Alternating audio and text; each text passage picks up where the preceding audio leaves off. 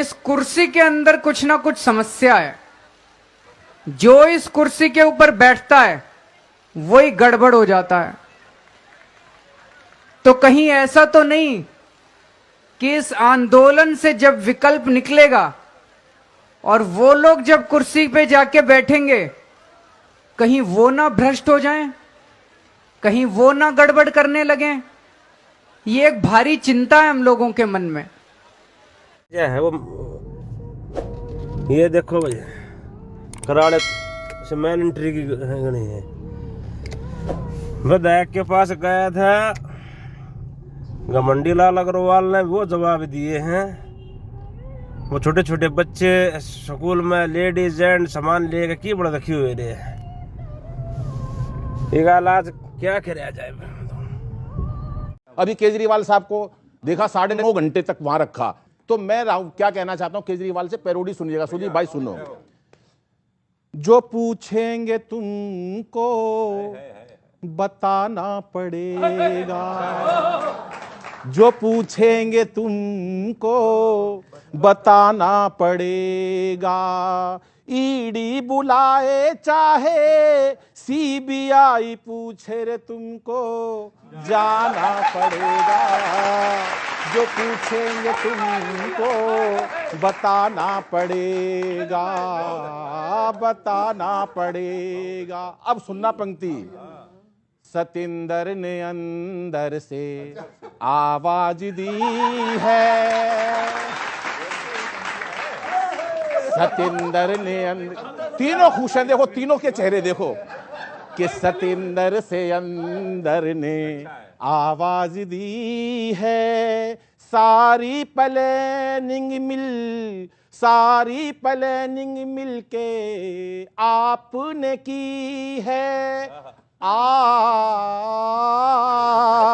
उसी दोस्ती का कर्जा चुकाना पड़ेगा।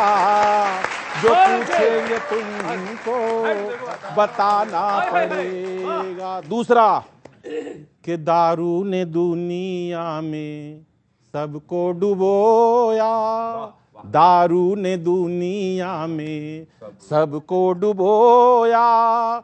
सब कुछ सिसोदिया ने पा करके खोया। सुनो आलाप आएगा कि सब कुछ सिसोदिया ने पा करके खोया। दारू ने दुनिया में सबको डुबोया। सीएम हो तुम, सीएम का दर्जा कुछ दिन भुलाना पड़ेगा।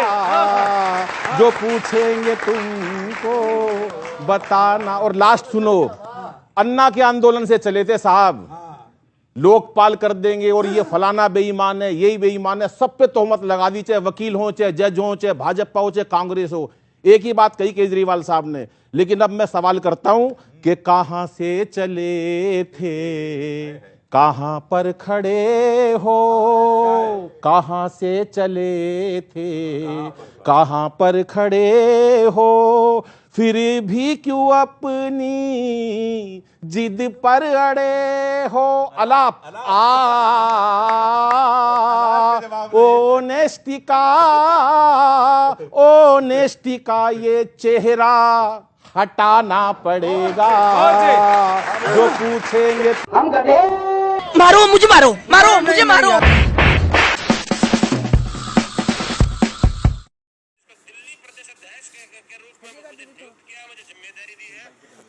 इस विषय पर हमारी मंडका विधानसभा क्षेत्र में ऐतिहासिक गांव कराड़ा में और ऐतिहासिक भूगोल मंदिर राधा मंदिर में।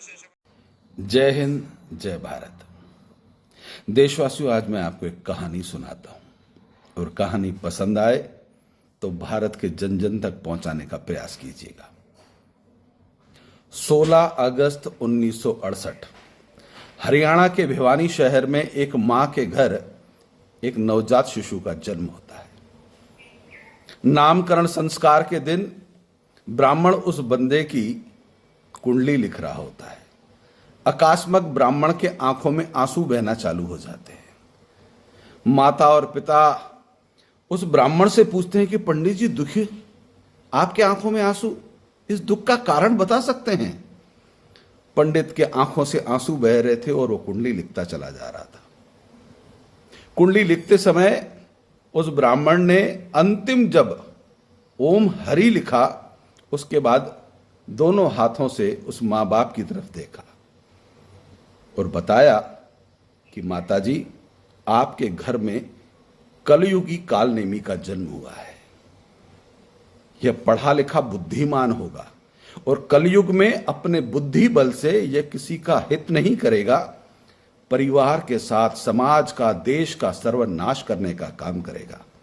यह बड़ा चतुर होगा, यह चालाक होगा, ये जिसके साथ मित्रता करेगा उन सब लोगों को जेल पहुंचाने का काम करेगा। यह खुद कहीं नहीं फंसेगा, परंतु जनता को मूर्ख जरूर बनाएगा, परिवार को मूर्ख बनाएगा, देश की जनता को गुमराह करेगा। यह कालनेमी है। जिस प्रकार से सतयुग में कालनेमी ने हनुमान जी को छलने का काम किया था, कलयुगी कालनेमी पूरी दुनिया को छलने का काम करेगा।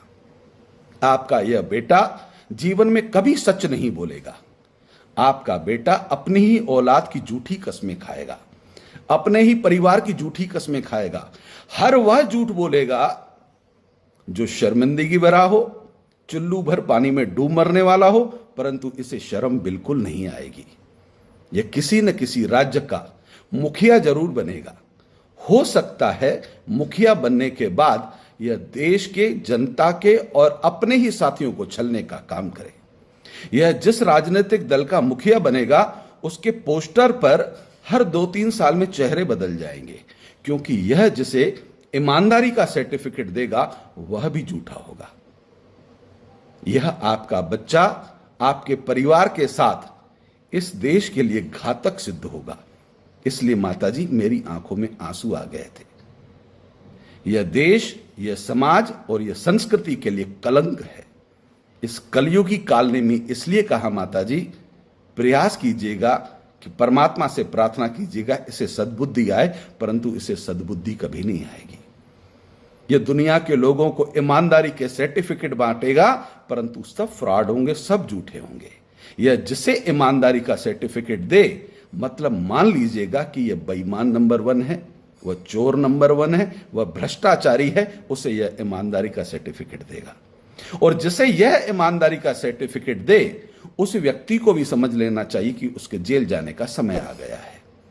यह अपने को जेल से बचाने के लिए कहीं हस्ताक्षर नहीं करेगा। यह जिस टीम का मुखिया बनेगा, वहां पर अपने समकालीन जितने भी साथी हो उनको जेल भेजने का काम करेगा, उनको फंसाने का काम करेगा। एक समय ऐसा आएगा कि भारत में सुशासन चलाने वाला एक ऋषि पुत्र, एक सात्विक संत भारत का सर्वोच्च पद पर बैठेगा, और जब वह न्याय उचित कार्रवाई प्रारंभ करेगा, तब यह आपका बेटा नीचता की हर पराकाष्ठा क्रॉस करेगा, गाली देगा, गलोच देगा, और गाली गलोच के चक्कर में यह अपनी हर सीमाएं लांघ जाएगा। उस दिन आपको शर्मिंदगी होगी कि कैसी औलाद को जन्म दे दिया। माताजी, मैंने कुंडली तो लिख ली, परंतु इस कुंडली की दक्षिणा नहीं लूंगा, क्योंकि इसकी दक्षिणा स्वीकार करना पाप है। साथियों, ये कहानी हरियाणा से प्रारंभ हुई, आज भारत में धीरे धीरे फैलती चली जा रही है। आप कथा का, कहानी का शीर्षक समझ चुके हों। अगर आप भी सहमत हैं तो इस वीडियो को जन जन तक पहुंचाइएगा, और कलयुगी कालनेमी से आप और हम किस प्रकार से सावधान रहें, सचेत रहें, क्योंकि यह जहां का मुखिया बनेगा वो जनता की मुंह पर कालिक पोतने लगेगा, और जनता इतनी भ्रमजाल में इसके फंसी होगी कि यह जनता का मुंह काला कर रहा होगा और वहां की जनता को समझ में नहीं आएगा।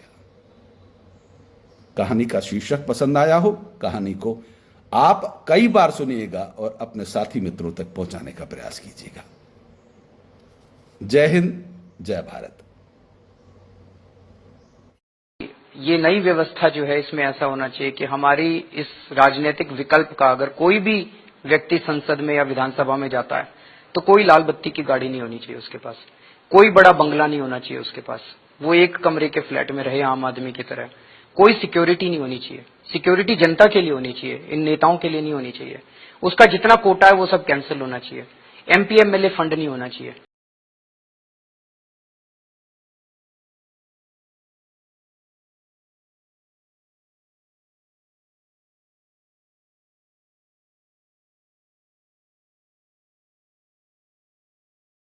देखो भाई, झूठी सरकार के झूठे वर्ल्ड क्लास नहीं, ये रोनी क्षेत्र का है, इस पानी की नकाशी नहीं है।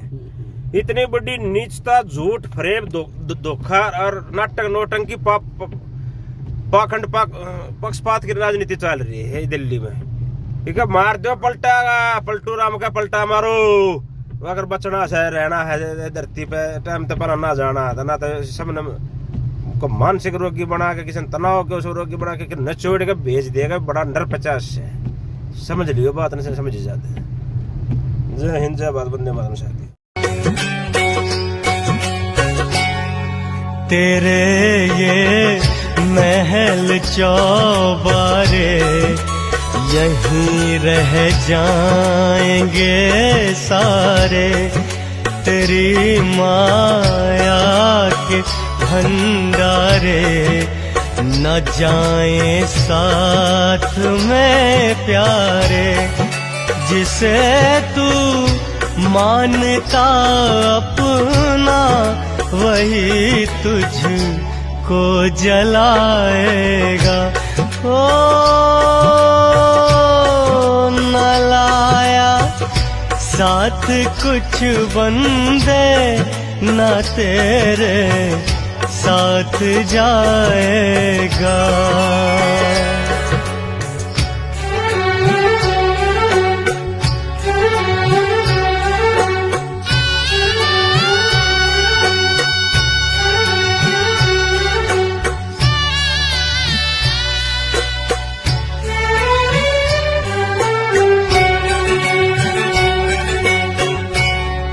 लड़कपन खेल में खोया, जवानी नींद भर सोया। धर्म का बीज ना बोया, बुढ़ापा देख कर रोया। है बोए राह में कांटे, कहाँ से फूल पाएगा। ओ न लाया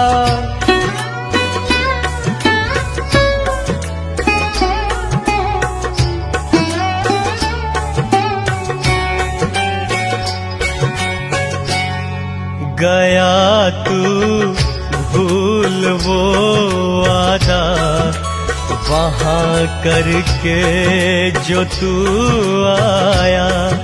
कमाई पाप की माया, प्रभु को तूने बिसराया। वहाँ ना चल सके कोई बहाना, जो बनाएगा। ओ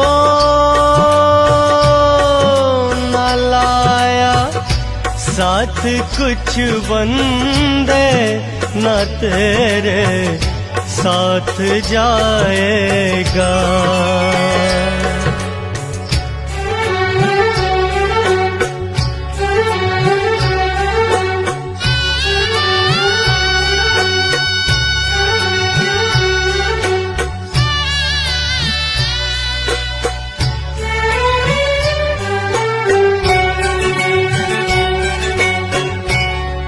भरोसा कुछ नहीं पगले, तेरी इस जिंदगानी का। तेरा जीवन समझ ले है बबूला एक पानी का। न जाने किस घड़ी किस मोड़ पे ये फूट जाएगा। ओ न लाया साथ कुछ बंदे न तेरे साथ जाएगा।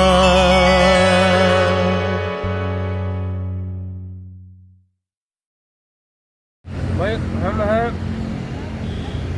ITO के पास, लोकनाथ प्रसारण संस्था है, यूनियन बैंक है, इंस्टीट्यूट है, और ये नाले का पानी निकल रहा है यहाँ पर। और ये बात देखो, पानी नाले का निकल कर कहीं फैल ना जाकर एक साइड में जा रहा है, दिखा दिए भाई।